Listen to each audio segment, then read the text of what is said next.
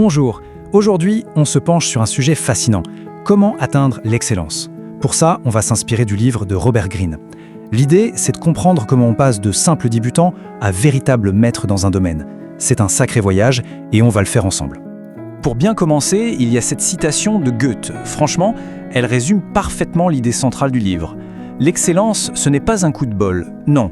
C'est une sculpture, c'est un travail, un vrai travail conscient, sur une matière brute, une matière que, au fond, chacun de nous possède.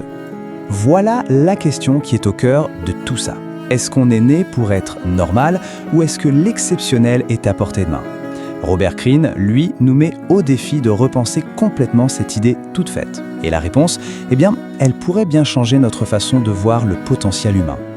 Allez, première étape, on va déconstruire ce mythe qui a la vie dure. Quand on pense à Mozart, à Léonard de Vinci, on s'imagine une sorte de magie, un talent tombé du ciel. Mais la réalité, vous allez voir, elle est bien plus intéressante et surtout beaucoup plus accessible. D'un côté, on a le mythe, le talent inné, presque magique. Et de l'autre, la réalité, selon Greene, qui est tout autre. C'est un processus qui est nourri par une passion viscérale et une persévérance à toute épreuve. C'est un changement de perspective radical en fait. Ça remet le pouvoir entre nos mains.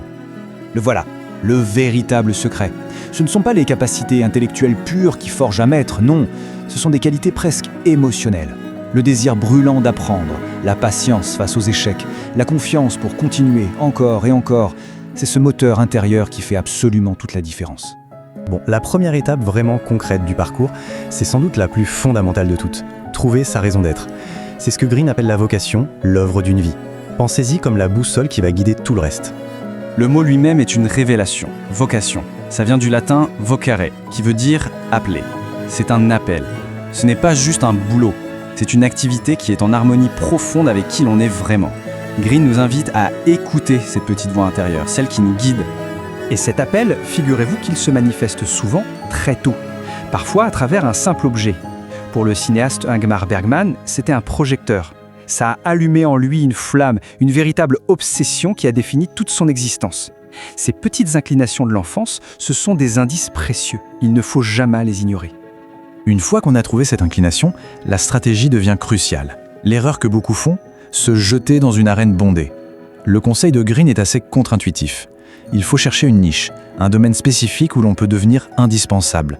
En gros, il s'agit de fuir la concurrence frontale pour se donner de l'espace pour grandir.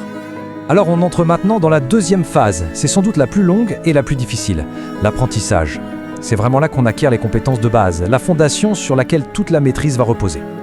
Oubliez l'apprentissage passif. À l'école, Greene le décompose en 3 piliers très dynamiques. D'abord, l'observation, une observation quasi anthropologique de son environnement. Ensuite, la pratique encore et encore, parce que le savoir, il s'acquiert par la main. Et enfin, l'expérimentation pour s'approprier les connaissances et commencer à les dépasser. Ah, ce chiffre, il est devenu célèbre, 10 000 heures. C'est une estimation du temps qu'il faut pour transformer la pratique en maîtrise. Mais attention, il ne s'agit pas juste d'accumuler des heures. Non, il s'agit de pratiques délibérées, concentrées, où chaque effort est analysé pour s'améliorer. C'est un rappel assez puissant de l'engagement que ça demande. Mais les compétences techniques, ça ne suffit pas, loin de là. Prenez l'exemple de Benjamin Franklin. Jeune imprimeur à Londres, il est brillant, super doué. Sauf que son travail est saboté. Ses collègues introduisent des erreurs dans ses compositions. Il fait face à un problème qui n'est pas technique, mais bien humain. Le point de bascule pour Franklin, le déclic, c'est quand il décide de tourner son intelligence vers un tout nouveau sujet, la nature humaine. Au lieu de s'énerver, il se met à observer. Il dissèque la psychologie de ses rivaux, leurs peurs, leurs motivations. Il ne se contente pas de les comprendre, il se met littéralement à leur place. Et le résultat, il est juste spectaculaire. Non seulement le sabotage s'arrête net, mais il transforme ses ennemis en alliés. Il comprend que la maîtrise des dynamiques sociales est aussi cruciale que la maîtrise de son art. Et cette compétence, elle deviendra l'un des piliers de toute sa réussite future. Après la vocation et l'apprentissage, on atteint le sommet, la phase ultime. C'est là que des années de connaissances accumulées vont fusionner pour créer quelque chose de complètement nouveau. Une forme d'intelligence supérieure, l'intelligence créative. Cette citation d'Einstein est stupéfiante. Elle nous montre que les maîtres pensent différemment. Le langage, les mots, ça devient secondaire. La pensée se fait visuelle, intuitive, par des connexions d'images, de sensations. C'est un niveau de compréhension bien plus profond. C'est ça le but de cette phase. Toutes ces heures d'apprentissage ont cultivé un écosystème ultra riche dans le cerveau, L'intuition, ça devient alors la capacité à naviguer dans ce paysage intérieur, à relier des idées que personne n'avait jamais connectées avant, ce qui mène à des découvertes révolutionnaires.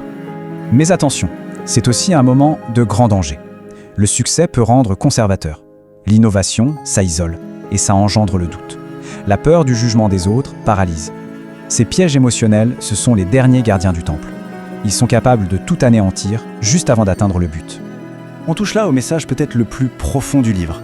Créer, ce n'est pas seulement produire quelque chose d'extérieur. C'est le processus par lequel on se connecte le plus intensément à la réalité, et en faisant ça, on se forge soi-même. L'acte de création est, en fait, un acte d'auto-création. Et on termine là-dessus, sur cette question. Ce n'est pas une conclusion, c'est une invitation à réfléchir. Après avoir exploré tout ce chemin, une question demeure, une question essentielle. Quelle est cette chose unique que l'on est appelé à accomplir ? Quelle sera l'œuvre de sa vie ? Si ce contenu t'a plu, n'oublie pas que cette chaîne est dédiée à une seule chose, apprendre, évoluer et faire grandir les esprits. Une nouvelle vidéo est postée chaque jour pour t'aider à avancer un peu plus tous les jours. Alors si tu veux continuer ce chemin avec moi, abonne-toi et active la cloche pour ne rien rater. On se retrouve très vite pour la prochaine vidéo et d'ici là, continue d'apprendre et faisons le bien autour de nous.